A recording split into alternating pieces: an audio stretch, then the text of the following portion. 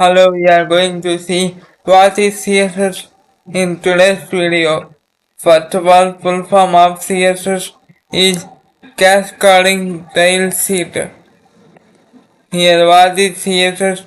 CSS is needed for decoration of the web page like adding colors, changing text position and size, applying different types of fonts, draw margins, borders to the content of the web page. Types of CSS. There are three types of CSS: inline CSS, internal CSS, and external CSS. Inline CSS it only applies style to the specific element. That means it applies style to the particular element in the code.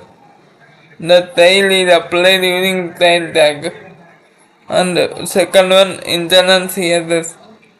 The internal CSS applies the style. It applies styles to the particular HTML file only. That means whenever we use internal CSS, it applies style to the whole HTML file. The internal CSS is declared inside the head tag using the tail tag. That means whenever we use internal CSS, we apply style inside the head tag. What is external CSS? CSS file.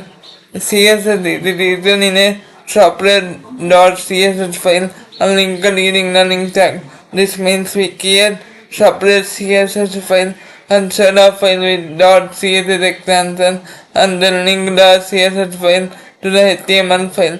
It is used particularly when we want to apply same type of styles to more than one pages in HTML.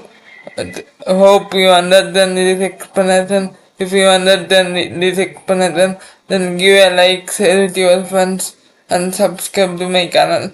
Thank you.